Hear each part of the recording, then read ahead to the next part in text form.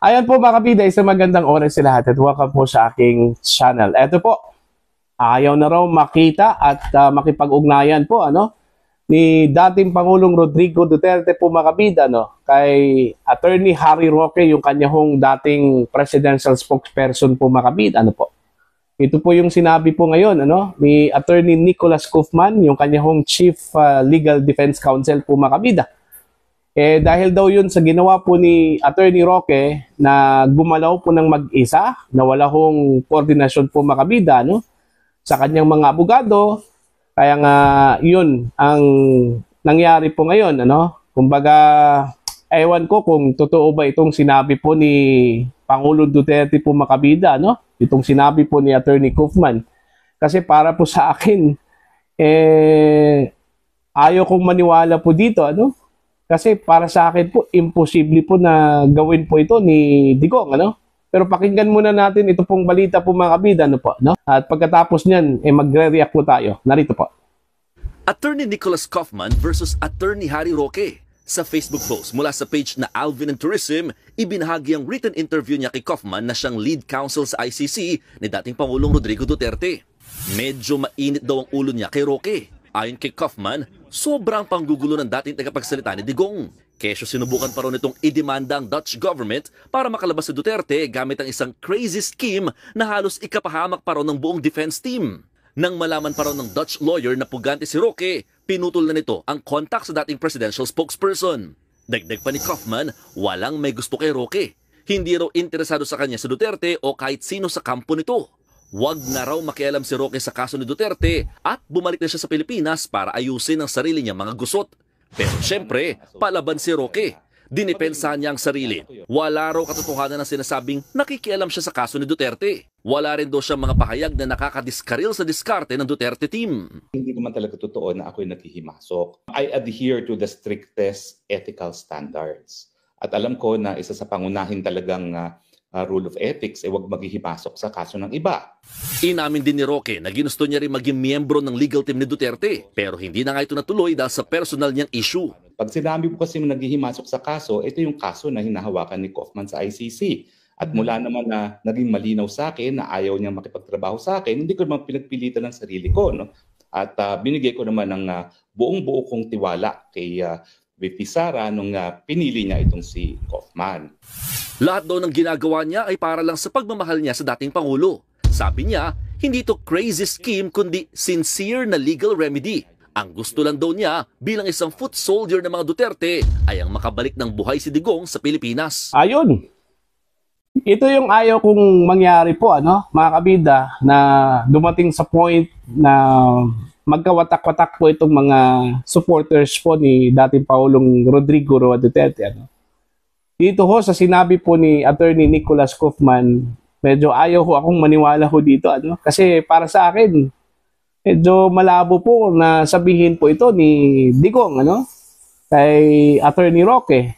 Alam naman po ni Digong po makabida kung ano yung sakripisyo po na ginawa po ni Attorney Harry Roque po makabida para po sa kanya. Tapos may marinig po tayo na ganito po yung sinabi po ni Digong, ni dating Pangulong Duterte po makabida. Hindi ko po alam kung gawa-gawa lang po ito ni Attorney Kaufman o totoo po itong sinabi po ni Digong. Basta para sa akin po medyo bahala po ito, mga kabida. Isa po sa mga loyal supporters po ni Digong, ito pong si Attorney Harry Roque. Okay? Yung sakripisyong ginawa po niya mga kabida, para lang po ipakita po yung loyalty po ni Attorney Roque kay FPRRD, hindi na po matatawaran yun. Mantakin nyo. Sinakripisyo po niya yung kanyang trabaho po sa Pilipinas. Maganda na po yung kanyang trabaho sa Pilipinas po mga kabida. Tapos yung kanyang asawa din, nadamay din. Okay? Kahit ano-ano na lang po yung kaso na isinampa po laban sa kanya, dahil lang po dito ho sa kanyang loyalty po sa mga Duterte, Tapos yun lang po yung marinig po niya, mula sa dating Pangulo. Kaya nga, medyo duda ako nga dito sa sinabi po ni Kaufman po mga kabida, kasi yun nga parang hindi ako makapaniwala po mga kabida na masabi po yun ng dating Pangulo. Ano po? No? Okay? Although, kung titingnan po natin yung anggulo, ano, yung ginawa po natin ni Roque, kung totoo po yun, lumapit po siya sa isang abogado po mga kabida, dyan po sa the Netherlands, isang Dutch lawyer, no? At inudyukan daw para magsampa po ng kaso, ano, against dito ho sa Dutch government dahil sa kanilang partisipasyon ho mga kabida, no?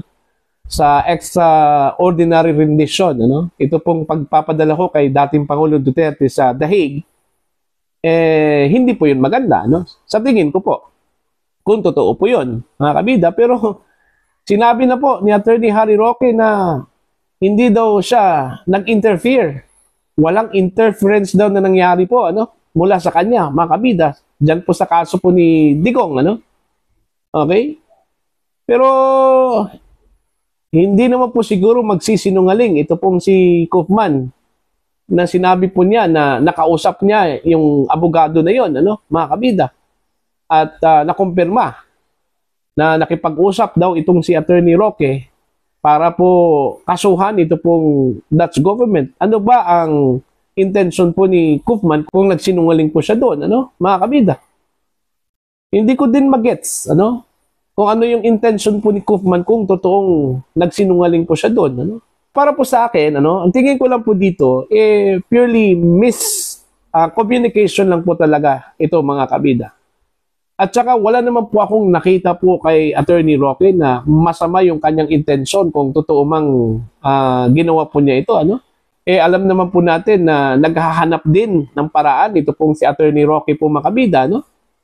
Para po makatulong sa paglabas po ni Digong mula sa kanyang detention cell, ano? Kaso lang po, baka ang tingin po ng legal team po mga kabida, no? Sa ginawa po ni Roque, out of control na po, ano, mga kabida. Kumbaga, hindi na po maganda, hindi na po within doon ho sa dapat gawin lang po, ano, para po sa paglabas po ni Digong. Kasi tama naman po si Attorney Kaufman po mga kabida, no?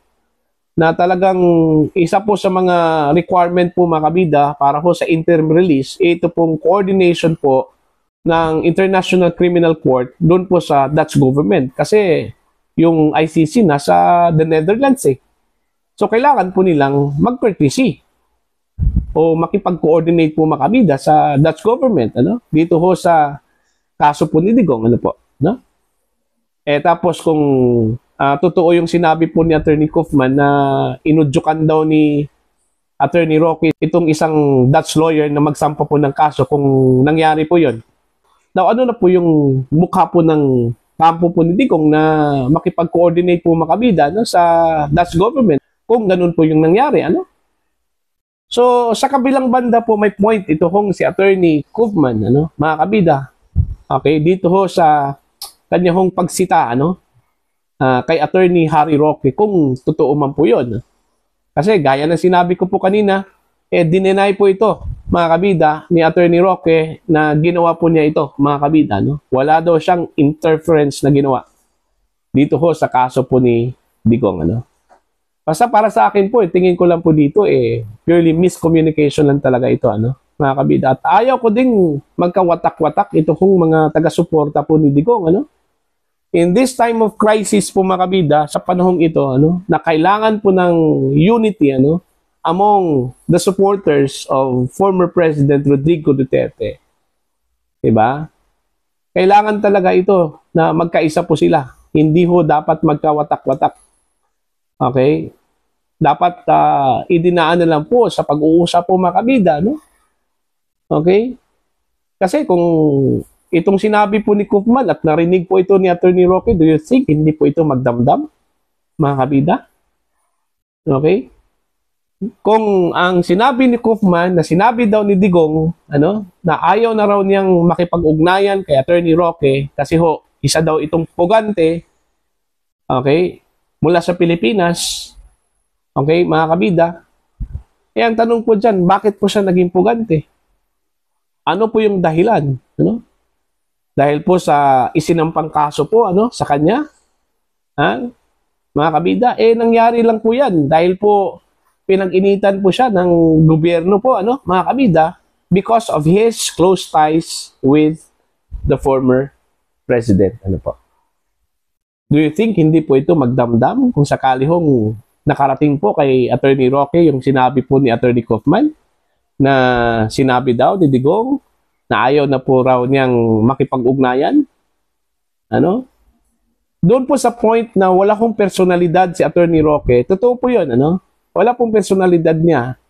Totoo po yun. Wala ho siyang personalidad to represent the former president kasi hindi nga siya miyembro po ng legal team. Okay? Wala ho siyang personalidad sa legal na aspeto po, mga kabida, kay Digong. Only Attorney Kaufman and the rest of the defense team po ang meron pong karapatan na magsalita in behalf po kay Digong pagdating ho sa kanyang kaso, mga kabida. Okay? Pero si Attorney Roque, wala ho. Okay? Wala ho, mga kabida. Pagdating po doon, pero pagdating ho sa personal na kapasidad, bilang taga-suporta po ni Digong, mga kabida, kahit anong gawin po ni Attorney Harry Roque, magagawa po yan niya, mga kabida. Pero wag lang sa point na baka makompromiso yung ginagawa po ng defense team po ngayon.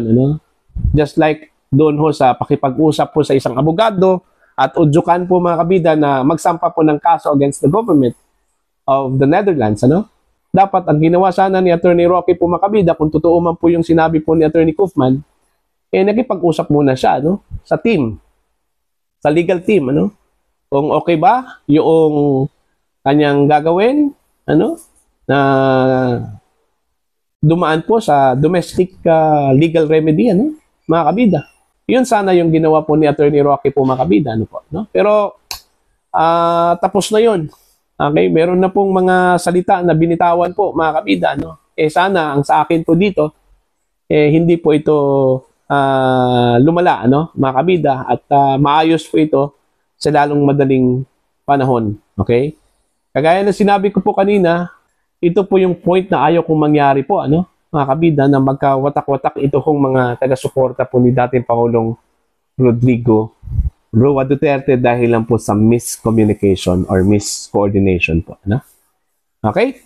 Para po sa inyo, ano po ang inyong tingin at pananaw dito, mga kabida? Please comment down. Sa mga hindi pa po subscriber sa aking channel, please subscribe. Just click the subscribe button, click the notification bell, click all para updated po kayo, mga kabida, sa aking mga uploads. Maraming salamat po sa inyo lahat.